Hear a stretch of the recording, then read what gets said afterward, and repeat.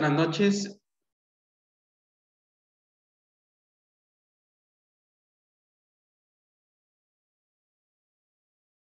Buen día. Saludo a todos ustedes. Mi nombre es José Cruz Delgadillo Pérez. Soy juez de primera instancia del Poder Judicial del Estado de Zacatecas y en esta ocasión me ha tocado compartir con ustedes una charla sobre derechos reales dentro del curso de actualización en Derecho Civil que imparte la Escuela de Formación y Especialización Judicial del Poder Judicial del Estado. Agradeciendo de antemano la invitación tan honrosa que se ha extendido a mi persona por parte del doctor Raúl Carrillo del Muro, director de la escuela antes mencionada. Pues bien, sin más, entremos a esta charla sobre derechos reales. Voy a permitirme de alguna manera iniciar con aquella definición o que entendemos por derecho, sabiendo que esta palabra proviene del vocablo latino directum, que significa no apartarse del buen camino o seguir el sendero de lo señalado por la ley, lo que se dirige o es bien dirigido. En general, pues entendemos por derecho el conjunto de normas jurídicas creadas por el Estado para regular la conducta externa de los hombres y en caso de incumplimiento, bueno, pues sobreviene o está prevista una sanción. Pero para esta charla, pues les comparto una presentación que tengo preparada.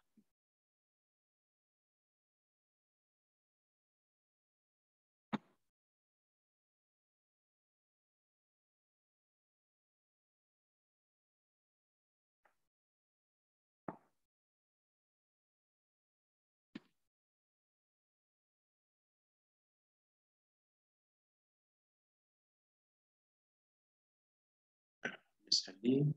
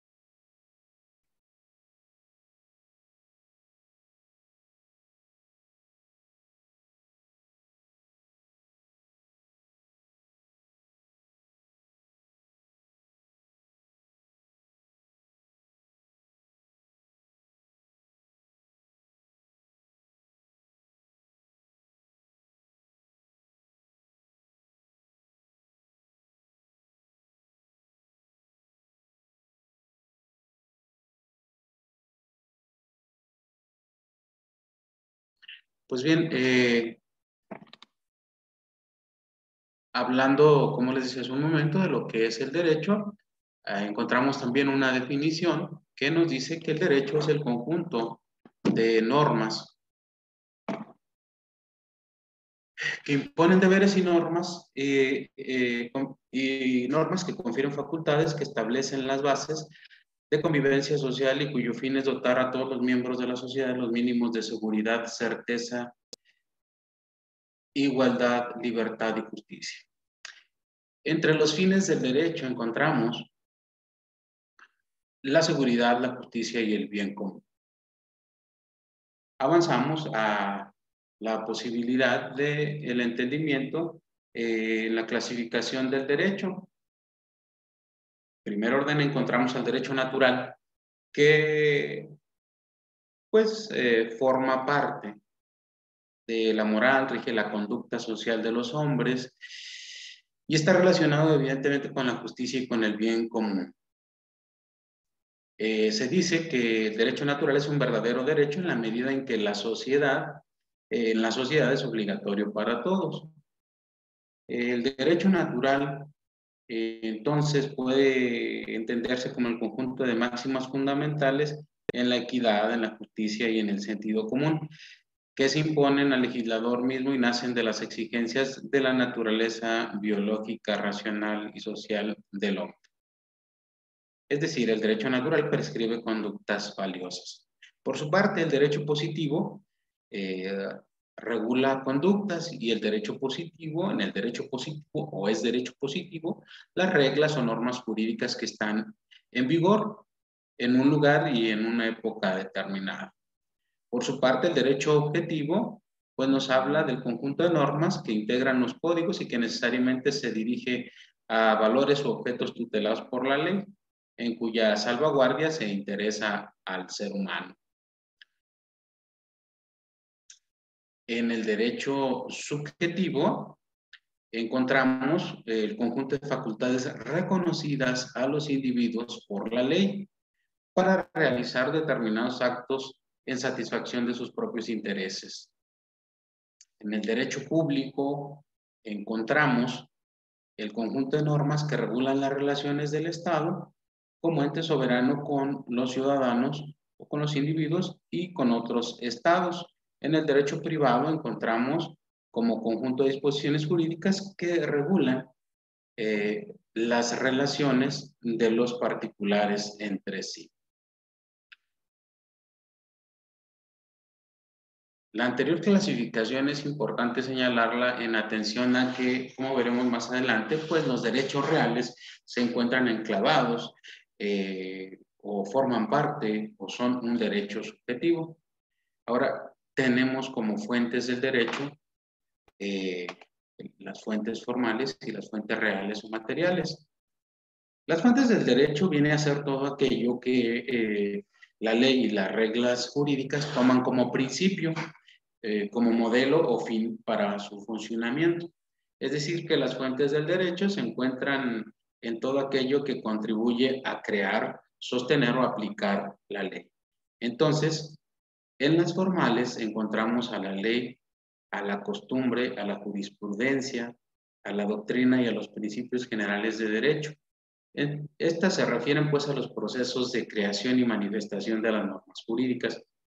Las fuentes reales o materiales, por su parte, son aquellos fenómenos sociales que contribuyen a la formación del derecho. Son condiciones o circunstancias históricas que se dan en cierta época y que le dan contenido a las normas jurídicas. Bien, el derecho civil, por su parte, es el conjunto de disposiciones y ordenanzas legales cuyo cometido o cuyo objetivo es normar la vida en común de las personas en lo referido a sus propiedades, a sus necesidades, a sus derechos y a las relaciones entre sí y para con el Estado. El origen del derecho civil se remonta al Estado romano, cuando se le entendía bajo dos formas distintas y opuestas entre sí. Cuando se hablaba en el derecho romano del derecho privado, que regulaba la relación entre los individuos, y el derecho público, que tenía que ver exclusivamente con los quehaceres de las personas y las instituciones del Estado o los poderes públicos entre sí. El derecho civil se encuentra compendiado, se compendia, y se habla de la normativa del derecho civil, que se encuentra sistematizada en un código, que son ordenamientos del conocimiento de todos y que generalmente comprenden un territorio determinado. El primer código civil que se redactó fue el Código Civil Napoleónico o Códigos de Napoleón en Francia en el año de 1804. En México, el primer código civil fue expedido en Oaxaca en 1827 o entre 1827 y 1829. También hubo ese esfuerzo de compendiar un código civil en Zacatecas en esos años. Y que recientemente en el año 2014, aproximadamente, el Tribunal Superior de Justicia reeditó el Código Civil, el primer Código Civil de Zacatecas en el marco del centenario de la toma de Zacatecas. Si tienen oportunidad, pues sería importante conseguir un ejemplar o una copia del mismo. Hablamos ahora del patrimonio. El patrimonio se entiende como aquel conjunto de bienes, derechos y obligaciones susceptibles de ser valoradas económicamente que pertenecen a una persona física o jurídica, una persona moral, pues.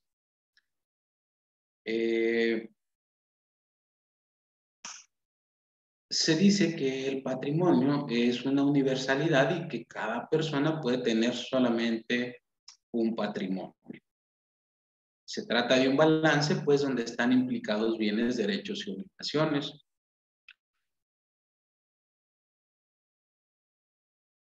En nuestra legislación, en el Código Civil, en el artículo 38, encontramos que el patrimonio es el conjunto de bienes, obligaciones y derechos apreciables en dinero, presentes y futuros, destinados a la realización de un fin jurídico o económico, sin perjuicio de las personas, que las personas puedan designar determinados bienes o derechos a la realización de un fin lícito concreto con absoluta independencia de su patrimonio.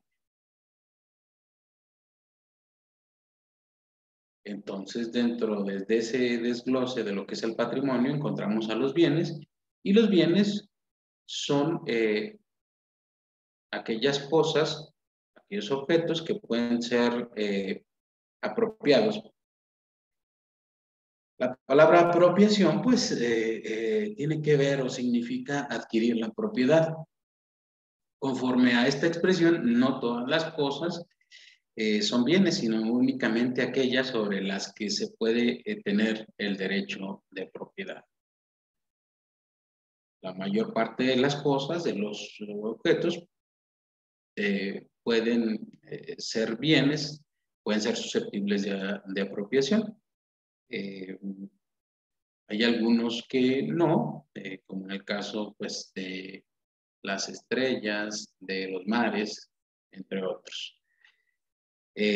Nuestro código, el artículo 58, nos da una definición de qué se entiende por bien y que es básicamente todo aquello que puede ser objeto de apropiación.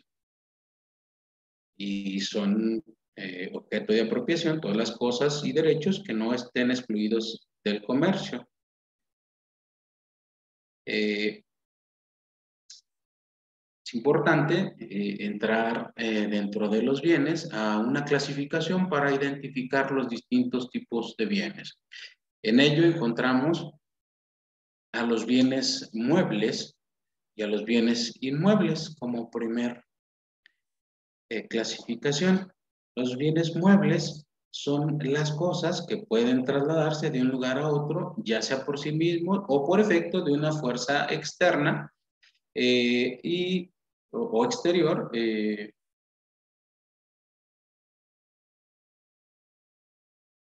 Y los inmuebles son aquellos que pues no pueden trasladarse de un lugar a otro sin alterar su forma o sustancia.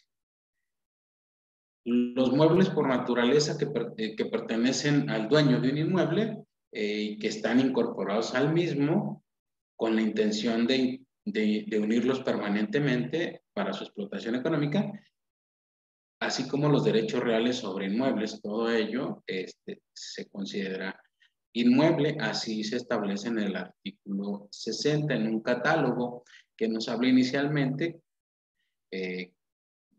como bienes inmuebles al suelo y a las construcciones adheridas a él, a plantas y árboles, a todo lo que esté unido de manera fija a los inmuebles, a estatuas, relieves, pinturas, palomares, colmenas, estanques de peces o criaderos, máquinas, vasos, instrumentos o utensilios destinados por el propietario de la finca, directa y de manera exclusiva a la industria o explotación de la misma. Los manantiales, estanques, aljibes, los animales que forman pie de cría, los diques y construcciones, los derechos reales sobre inmuebles, entre otros. También encontramos los bienes, otra clasificación que se refiere a los bienes corpóreos e incorpóreos. Los bienes corpóreos, para entenderlos de manera sencilla, pues son las cosas, es decir, aquello que podemos percibir por los sentidos. Los incorpóreos son los derechos, estos no son percibidos por los sentidos. Aunque esta última clasificación de corpóreos e incorpóreos no es una distinción consagrada expresamente en nuestras leyes.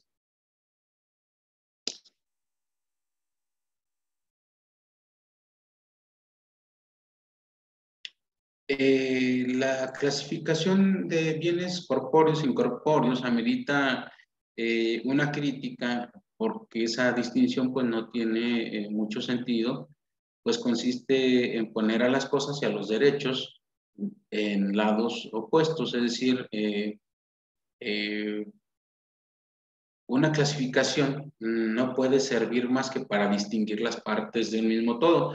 La oposición que se hace entre derechos y cosas no es una clasificación, es solamente una comparación, digamos, incoherente. Los bienes también son fungibles cuando una de las cosas puede ser reemplazada por otra en un pago y porque tienen la misma especie, cantidad o calidad.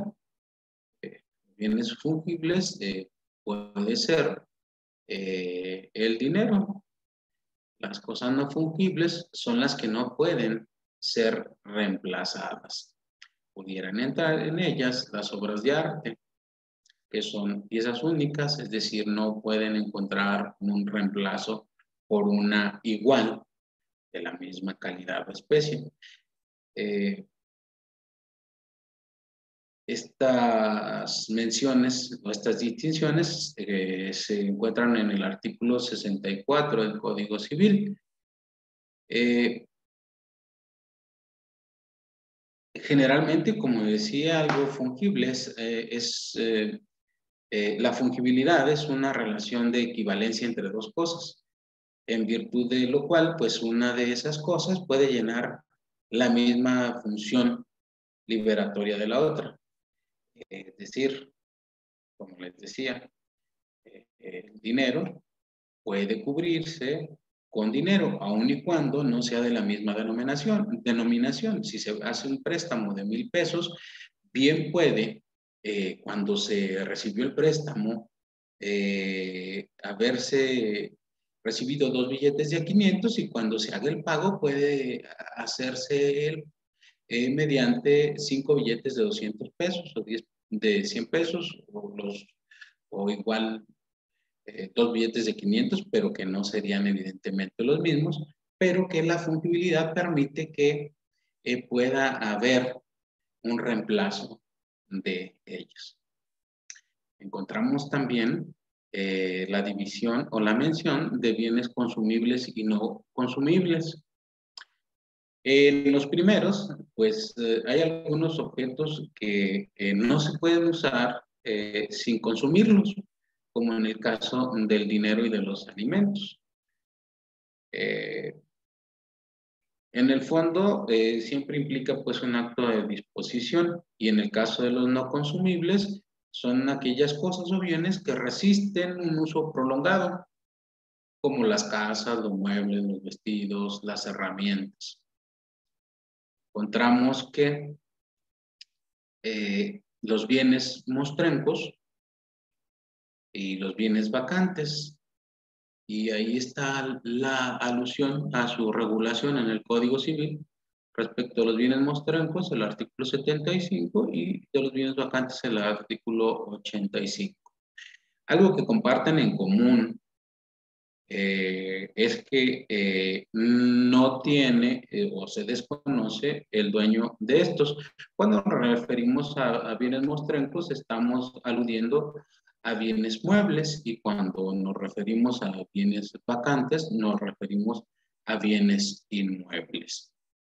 Unos y otros, bueno, pues como les mencioné, su dueño se ignora.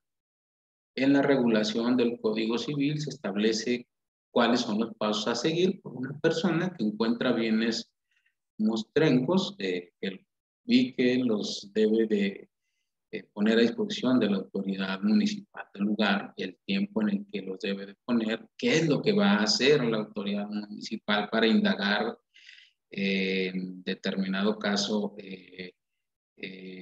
a un posible dueño, y durante un plazo en algún lugar público, si no concurre ningún interesado, pues se remata el bien previo valoración por peritos, y se da a quien lo encontró pues una cuarta parte del valor de los mismos. En el caso de los bienes vacantes, hablando de inmuebles y que no tienen dueño cierto o conocido, y aquí se denuncia su hallazgo al Ministerio Público, al Ministerio Público del lugar de ubicación de los bienes. El Ministerio Público eh,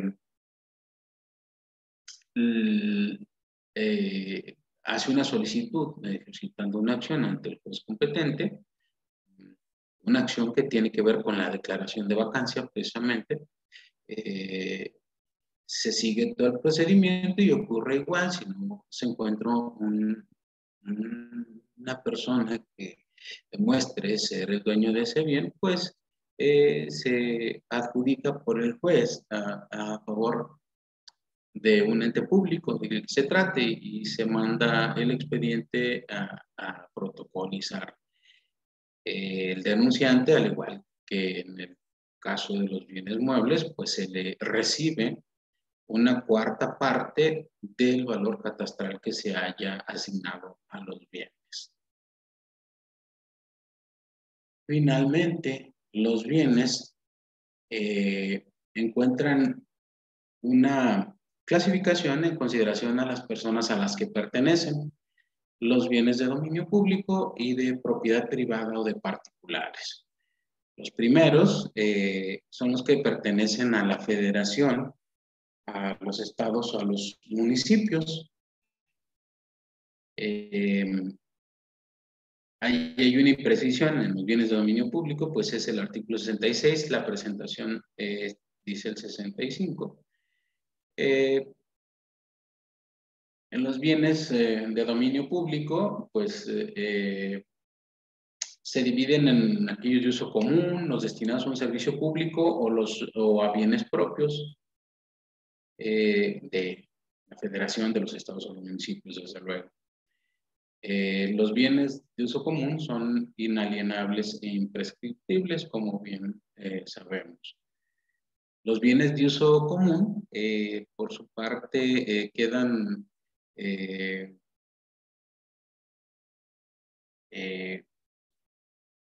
reservados para el aprovechamiento de todos los ciudadanos, sin más restricción que las que ponga la ley.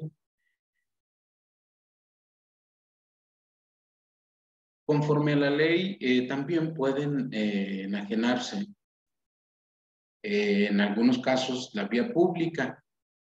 Y cuando ello ocurre, los propietarios de los predios que están contiguos, colindantes a la vía pública, gozan del derecho del tanto para la adquisición correspondiente, siempre y cuando, desde luego, reciban el aviso de enajenación. El derecho del tanto puede ejercerse en un término de 8 días. Al igual que los temas de copropiedad, que veremos un poco más adelante. Ahora sí, después de ese marco general, arribamos a propiamente lo que es la materia de esta clase y qué son los derechos reales. Hablar de derechos reales es inicialmente entender que es un vocablo de latín realis que deriva de res o cosa. De suyo, los derechos reales son una facultad que se concede a las personas, un poder directo e inmediato sobre una cosa para disponer y gozar de ella, con exclusión de los demás, claro. ¿Y qué trae? Para que los que no son titulares del derecho, la obligación de abstenerse de perturbar al titular en el goce del mismo. Un buen ejemplo de derecho real es el derecho de propiedad sobre una vivienda, pues permite utilizarla, disponer de ella y percibir sus frutos. Es decir, ahí podemos ver materializado el poder directo e inmediato sobre una cosa para disponer y gozar de ella de manera exclusiva, el dueño. Los derechos reales no se constituyen sobre todas las cosas. Recordemos que solamente sobre aquellas que son objeto de apropiación, es decir, aquellas que son susceptibles de adquirirse, respecto a las cuales es posible adquirir la propiedad. Esto en un espectro amplio, porque como lo mencioné hace un momento, pues es más fácil mencionar cuáles son las cosas que no son o no pueden apropiarse, como las estrellas, el sol, los mares, las personas incluso. A estas cosas, a las cosas que sí son objeto de apropiación, se les denomina bienes. Entonces, en los derechos reales vamos a ver latente siempre la prerrogativa o como prerrogativa de uso, de goce y de disposición. El artículo 39 y 59 del Código Civil nos ilustran en el sentido de que el primero de los artículos, que los derechos subjetivos se reputan bienes cuando son susceptibles de apreciación pecuniaria, incluyéndose como tales los derechos reales y los personales o de crédito. Entonces ya pudimos enlazar de manera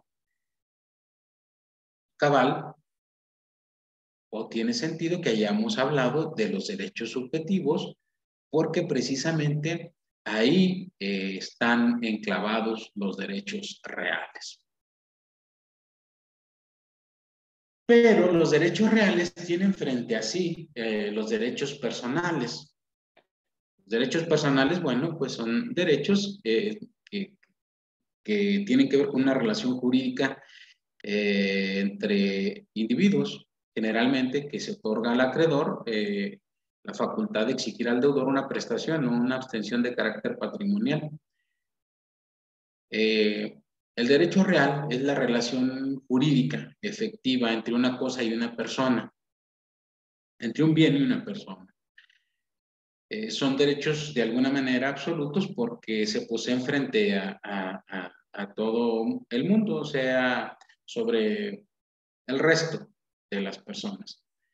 La figura del derecho real, como lo dijimos, surge del derecho romano y su valor se da en oposición a los derechos personales o también denominados de crédito. Los derechos reales están ligados a acciones que tienen una validez erga omnes, es decir, respecto de todos o frente a todos, ya que el derecho que se demanda afecta al bien y no a la persona. Es decir, la acción se instruirá en correlación con la cosa y no hacia quien se ejercitará. Esto lo vemos muy claramente expresado en los juicios reivindicatorios, donde hay una discusión sobre derecho de propiedad. Los derechos reales siempre y tienen la connotación del poder que se ejerce de manera directa e inmediata sobre un bien, sobre una cosa para disponer de ella. Y cuando hay una limitación a la disposición porque se encuentra en poder o posesión de otro, pues entonces hay los mecanismos para que a través de un juicio se pueda definir o decidir quién es el propietario o a quién le corresponde el derecho de propiedad. Entre los derechos reales o los derechos reales solamente tienen como fuente la ley. Y por consecuencia, bueno, pues es un número restringido o cerrado, un números clausos. Y hay la prohibición de elaborar nuevos derechos reales diferentes o distintos a los que la ley contempla.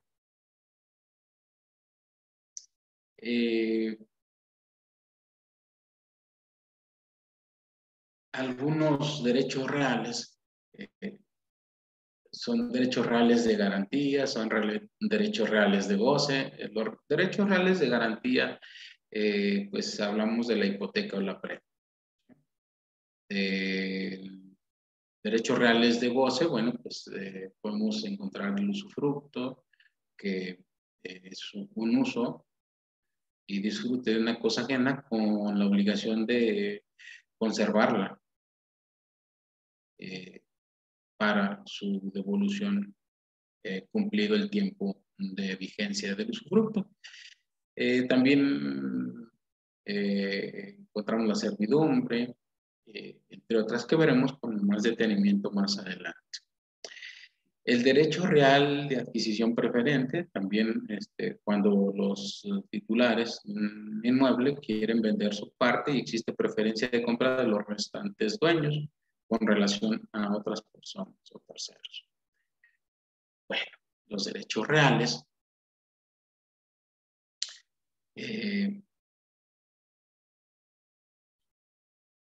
encontramos diferentes tipos. El primero de ellos y que se reconoce como el más importante es el derecho de propiedad. Se dice que la propiedad es el derecho de gozar y disponer de una cosa sin más limitaciones que las establecidas en la ley. La propiedad después, como lo dije, el derecho real por excelencia.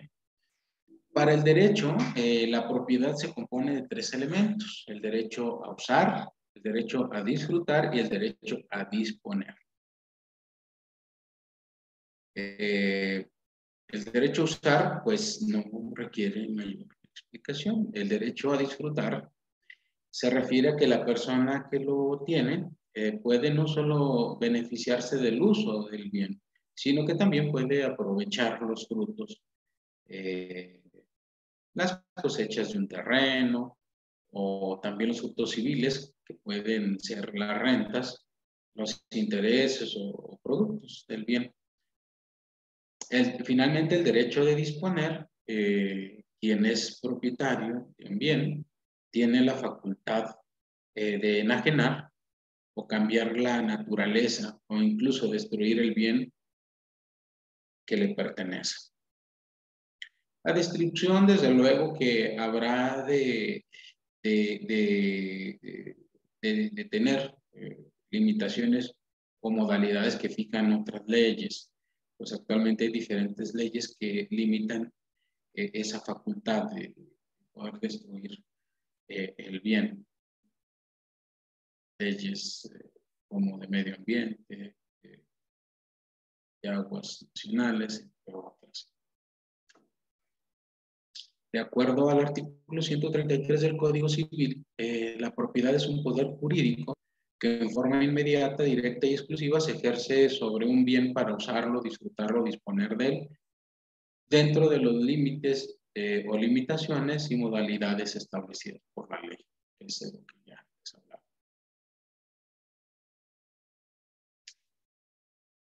Esas tres esferas nos ubican en lo que se conoce como el jus utendi, es decir, el derecho de uso, el jus fruendi, el derecho del goce, y el jus abutendi, que es el derecho de abuso, entendido de mejor manera como el derecho de disponer del bien.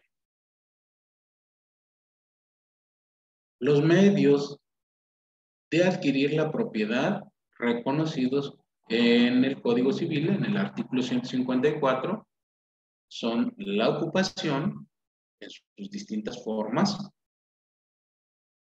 por la caza y la pesca, por apropiación de animales, descubrimiento de tesoros y captación de aguas. Por ocupación, dice el código, se entiende la toma de posesión permanente de los bienes muebles sin dueño, a cuya legítima propiedad se ignore, con el ánimo de adueñarse de ellos. La accesión y la apropiación de frutos y productos, la prescripción positiva o adquisitiva, la herencia, el contrato y la ley. Esas son las formas o medios de adquirir la propiedad. En las formas de adquirir la propiedad también podemos encontrar que pueden ser primitivas o derivadas. En las primitivas, el bien nunca ha estado en el patrimonio de una determinada persona, de tal manera que quien lo adquiere no la recibe de un titular anterior. Las formas derivadas, por su parte, suponen la transmisión de bienes del titular de un patrimonio a otro. Se pueden adquirir a título oneroso o a título gratuito. A título oneroso, pues evidentemente implica que quien adquiere paga un cierto valor o una prestación en dinero, bienes o servicios a cambio del bien que reciba. A título gratuito, esa transmisión de propiedad, el adquirente no da a cambio ninguna contraprestación o valor a quien se lo transmitió. Las transmisiones a título oneroso que reconoce el código son siempre a título particular y se ejecutan a través del contrato, de la accesión o de la adjudicación o de la ley. Las transmisiones a título gratuito pueden ser a título universal en la institución del heredero o a título particular en el legado. En el contrato, en el acto positivo unilateral, a título gratuito, a que se refiere este código en el capítulo relativo a la declaración unilateral de la voluntad. También otra forma es por actos entre vivos y por causa de muerte. Por actos entre vivos, pues evidentemente se realiza a través de contrato o acto jurídico unilateral en los casos que se mencionan de manera particular en la ley. Y las transmisiones por causa de muerte, bueno, pues revisten dos formas, la herencia legítima o la testamentaria. Y en esta última, la transmisión por legado, también se pueden adquirir a título universal y a título particular. Título universal, pues se entiende la transferencia del patrimonio como conjunto de bienes, derechos y obligaciones apreciables, como lo dijimos, en dinero, o a una parte alícuota del mismo. Esa transmisión solo se reconoce en el código en los casos de herencia testamentaria o legítima. La transmisión a título particular es cuando recae sobre bienes o derechos determinados y puede realizarse por el contrato, el testamento o por la institución delegado a través de un acto jurídico unilateral, la accesión, la adjudicación y la prescripción y la ley. Por ejemplo, cuando hay la transmisión a título particular que recae sobre un bien inmueble,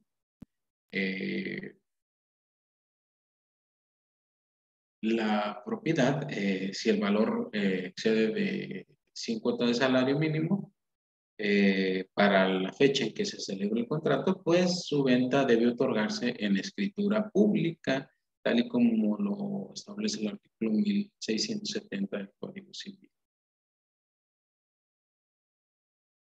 La venta de bienes inmuebles, de bienes raíces,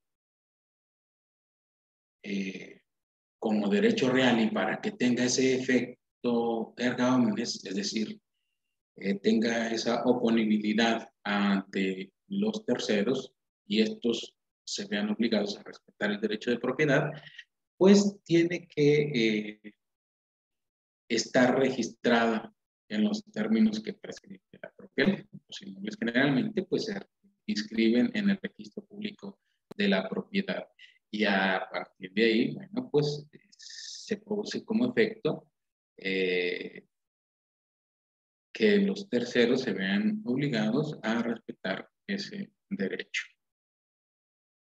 El segundo de los derechos reales es la copropiedad. Aquí es cuando un bien o una universalidad de bienes pertenecen a dos o más personas. Una característica de la copropiedad es que puede o siempre se adquiere pro indiviso, es decir, que es posible dividir la propiedad, pero si la propiedad por alguna razón no es divisible o no admite cómoda división, existe una solución que encuentra regulada en la ley para que los partícipes de la copropiedad procedan en este supuesto de que el bien no admite cómoda división o no es divisible, se proceda a la venta y con el producto de la misma se haga una repartición a prorrata del precio obtenido, es decir, una repartición del dinero en la proporción que corresponda a cada copropietario.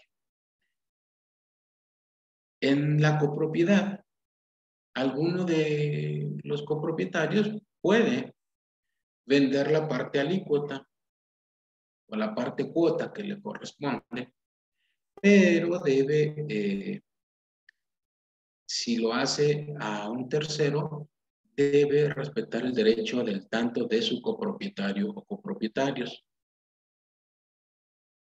¿Cómo se respeta el derecho del tanto cuando va a haber una venta a un tercero que no es copropietario? Bueno, pues se hace a través de una notificación, a través de un notario o por vía judicial en relación a la venta que se tiene pactada, para que dentro del término de 8 días los copropietarios estén en posibilidad de hacer uso del derecho del tanto, es decir, de adquirir esa porción que se va a enajenar. Si pasa ese término sin que se haga valer ese derecho, pues el mismo se pierde. Si por alguna razón quien vende omite notificar a su copropietario o copropietarios de esa venta a un tercero extraño, pues la venta que se haga será nula. Para efectos de que un bien pueda dividirse, pues bueno, puede hacerse de manera voluntaria por los propietarios acudiendo ante un notario público para que se haga la división de la mancomunidad, o bien si alguno de los copropietarios tiene interés en separarse de esa copropiedad, pero los otros no, puede acudir a la vía judicial para solicitar la división de la mancomunidad.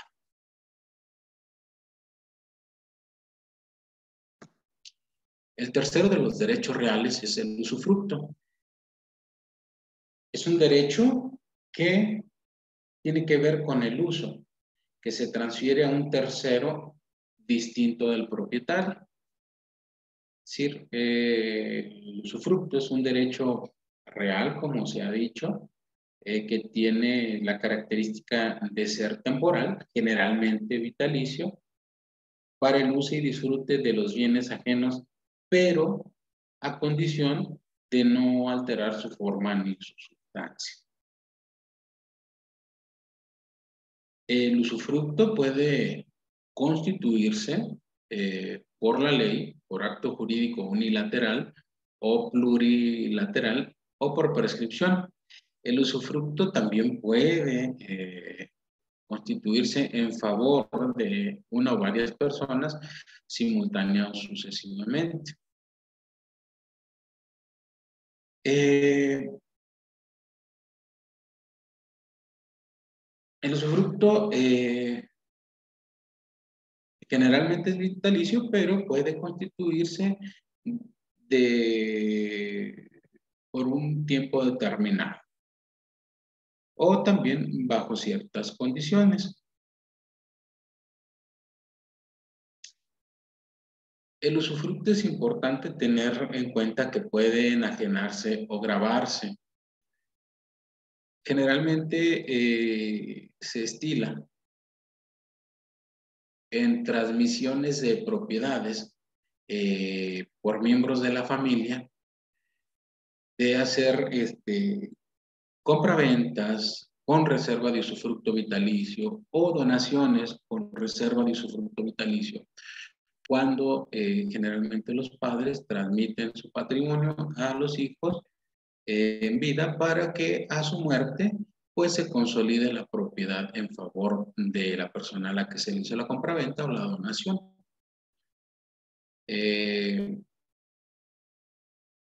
En términos generales, es un aporte significativo, es una solución legal efectiva y provechosa. En otras ocasiones, que son las menos afortunadamente, se presentan problemas con personas que decidieron transmitir la nuda propiedad de sus bienes a sus familiares, generalmente a sus hijos, por vía de compraventa, por vía de donación, conservando para sí el usufructo vitalicio, y luego son violentados en ese uso, en ese goce por los mismos beneficiarios de la nuda propiedad. Y bueno, eso ya da pie a que se promuevan juicios para hacer valer ese usufructo, o bien, en el caso de algunas donaciones, para revocarlas por ingratitud. Y también tienen incidencias esos comportamientos que actualizan hechos que la ley señala como delitos de despojo.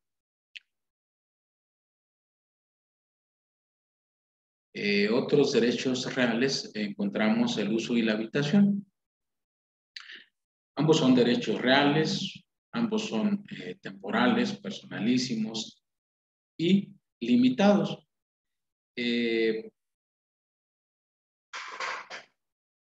Generalmente vitalicio en el caso del uso y pues consiste en usar un bien ajeno sin alterarlo en cuanto a su forma ni a su sustancia. Y además el usuario puede o tiene derecho a percibir los frutos del bien, pero solo en la medida en que basten a cubrir sus necesidades y la de su familia. En el caso de la habitación, pues se puede ocupar gratuitamente en una casa ajena las habitaciones o piezas necesarias para el habituario y las personas que integren su familia. Tanto en el usuario como el habituario de un edificio no pueden, tienen la restricción, no pueden enajenar, grabar ni arrendar los bienes que han recibido bajo esas calidades. Y tampoco pueden ser embargados esos derechos reales de uso o habitación.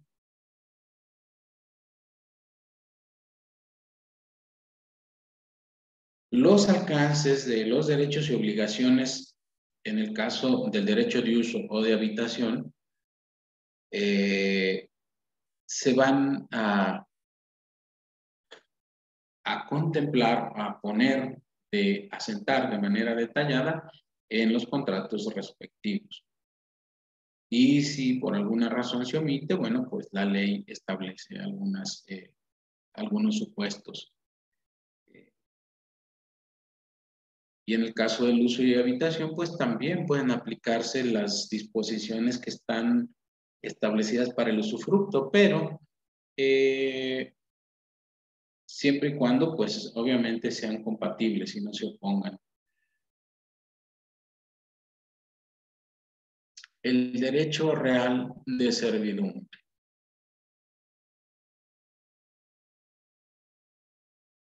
Bueno, pues aquí es un gravamen que se impone en un inmueble en beneficio de otro perteneciente a distinto dueño. El inmueble a cuyo favor está constituida la servidumbre se llama predio dominante y el que la sufre, predio sirviente.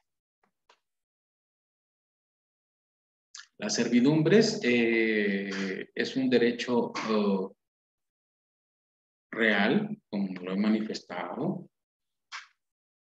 Se establece o intervienen en su integración dos inmuebles, dos bienes, dos predios, que pertenecen a distintos dueños y son generalmente para uso. Y ese uso es parcial, no sobre la totalidad de los bienes. El bien que reporta la obligación real se denomina predio sirviente, como ya se mencionó, y aquel en cuyo beneficio se constituye se denomina predio dominante. Las servidumbres originan relaciones jurídicas entre los dueños o poseedores de los predios involucrados. Las servidumbres legales pueden ser de agua y de paso. Veremos un momento más en qué consiste cada una de ellas. Pero las servidumbres pueden ser positivas o negativas según se estipula en el código.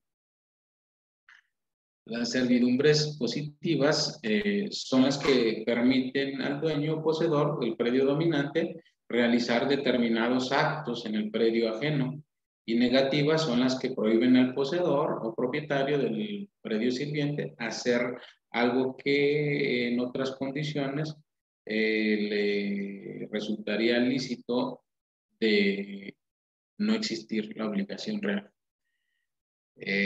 Digamos que la servidumbre de paso es una servidumbre positiva y la servidumbre de vista, digamos, que es una servidumbre negativa.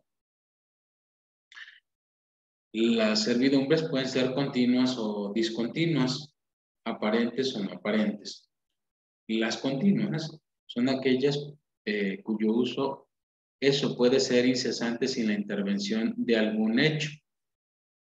Y las discontinuas son aquellas para cuyo uso se necesita de algún hecho actual del hombre. Por ejemplo, ejemplos de servidumbres continuas que no requieren que exista un hecho actual del hombre, pues son las servidumbres de vistas, las servidumbres de aguas, las servidumbres discontinuas, esas que requieren de un hecho actual del hombre para ser ejercidas, por ejemplo, la servidumbre de paso o tránsito. Las servidumbres aparentes y las servidumbres no aparentes. Las primeras se anuncian por obras o signos exteriores que se disponen precisamente para el uso y aprovechamiento. Y en las no aparentes, pues carecen o no tienen signos exteriores de su existencia. La constitución de servidumbre por signo aparente, podemos hablar de una puerta abierta por el propietario de dos fincas en el corral, situado al fondo de una de ellas, que permite el acceso libre a la vía pública a través de un callejón situado en la propiedad contigua. Las servidumbres no aparentes o inaparentes no tienen signos visibles que las revelen o que las evidencien. Por ejemplo, la que consiste en no levantar a mayor altura algún muro. En un mismo tipo de servidumbre puede darse el caso de que sea aparente y en otros no, según existan obras civiles que revelen su existencia, como se puede ver en la imagen de la diapositiva. Las servidumbres pueden constituirse a través de la ley o por acto jurídico unilateral o plurilateral y por prescripción. Quiere decir que las personas interesadas en la constitución de una servidumbre pues pueden acudir ante un notario público para que quede establecida la servidumbre con todas las especificaciones de la misma.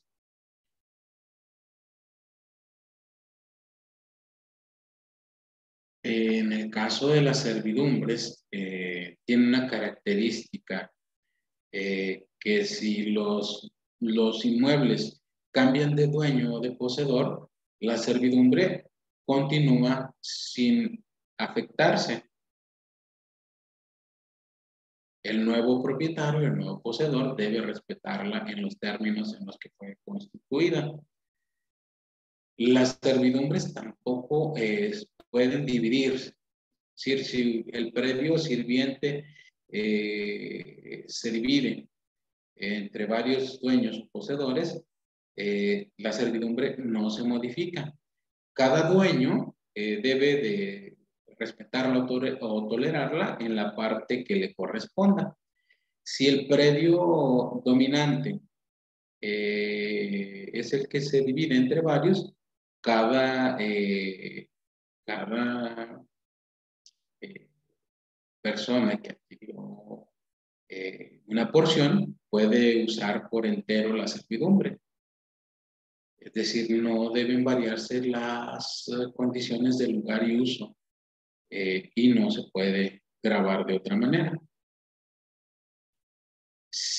Pero claro, si la servidumbre se estableció en favor de una sola de las partes del predio dominante, solo el dueño o poseedor de esta podrá continuar disfrutando. Importante que la existencia de servidumbres jamás se presume. Siempre tiene que emanar de la ley o de la voluntad de las partes.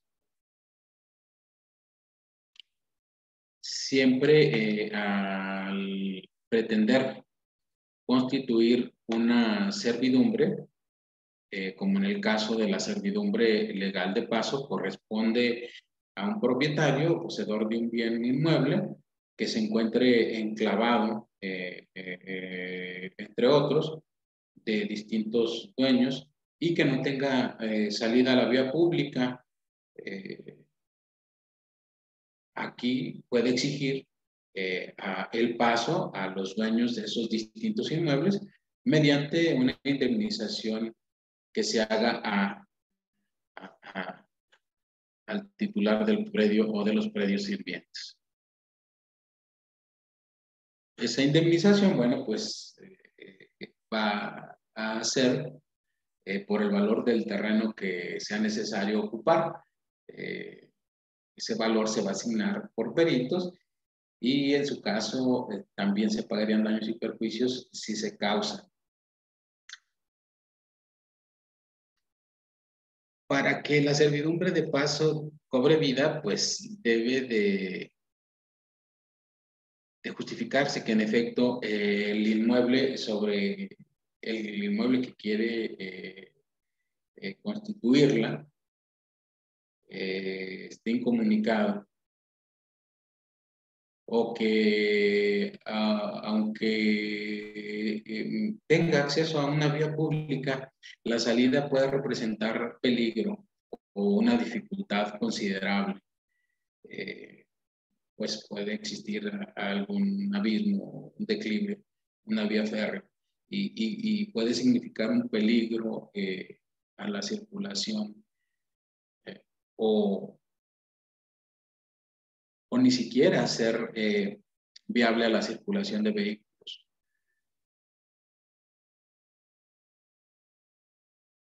Tiene varias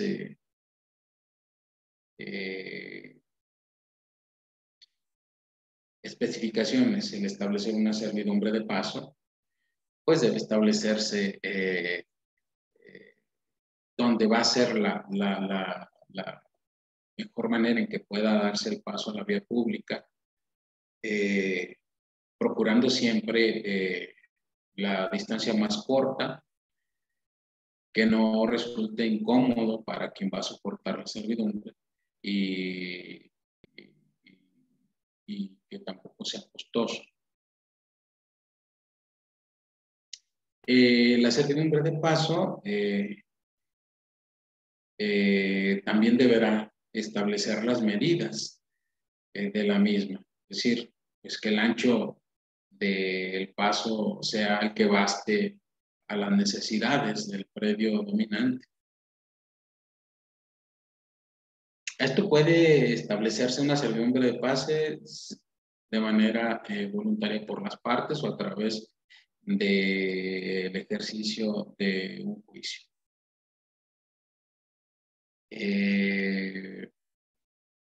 La servidumbre también legal puede ser de agua. Estas servidumbres de desagüe corresponden pues al poseedor o propietario de un inmueble que se haya enclavado, entre otros, y que no sea posible dar salida por el mismo a las aguas pluviales que en él se recojan, por exigir el paso de dichas aguas por el punto de predios contiguos, en el que sea más fácil la salida y en la forma que menos se perjudique al propietario o poseedor del predio sirviente. Aquí también, pues, media la indemnización fijada ya como un acuerdo por las partes o tasada por peritos. También en este tipo de servidumbres deben de procurarse establecer con precisión las dimensiones y direcciones del conducto de desagüe. Si no hay un acuerdo entre los interesados, pues implica pues que van a una contienda donde un juez fija esas dimensiones o direcciones, obviamente ilustrado por peritos. En ambas servidumbres, pues, tienen reglas comunes, tanto las de agua como las de paso.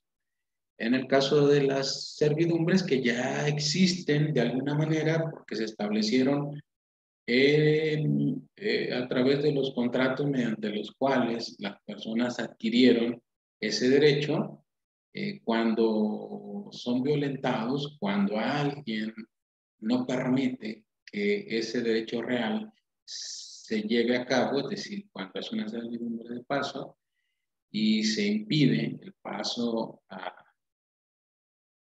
al predio sirviente por el dueño o poseedor del predio sirviente, perdón, que impide el paso al dueño o poseedor del predio dominante, pues este tiene la facultad de acudir a la vía judicial a través de un juicio, ejercitando la acción confesoria con el propósito de que, seguido el procedimiento, se declare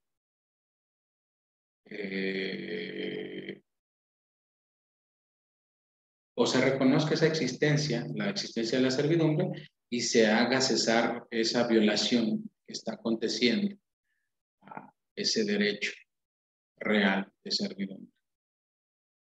Que también puede accionar el titular o dueño de el predio sirviente para el caso de que la servidumbre no haya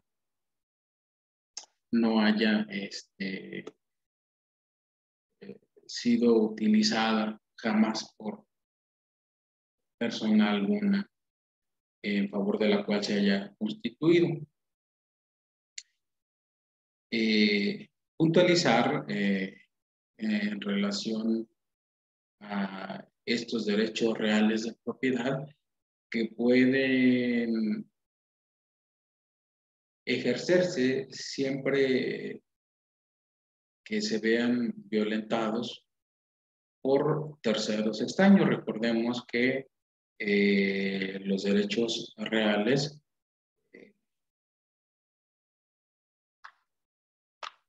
son derechos que pueden oponerse frente a terceros que están obligados a respetar. Es un tema de la mayor trascendencia, dado que los países, los estados, establecen regulaciones a estos derechos porque tienen implicaciones importantes para las personas. Ya vimos que las personas, uno de los atributos o derechos a la personalidad es el patrimonio, y en el patrimonio se integran bienes, derechos y obligaciones.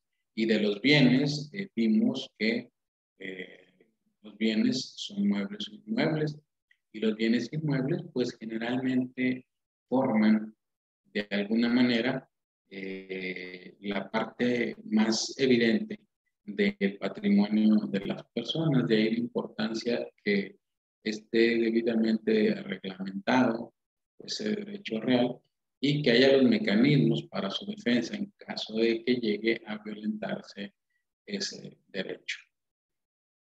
Pues sin más, agradezco la atención de ustedes y reitero también mi agradecimiento a la invitación que ha formulado de manera honrosa mi persona la Escuela de Formación y Especialización del Poder Judicial del Estado de Zacatecas en este curso de actualización en Derecho Civil. Que tengan muy buen día y les dejo mi gratitud.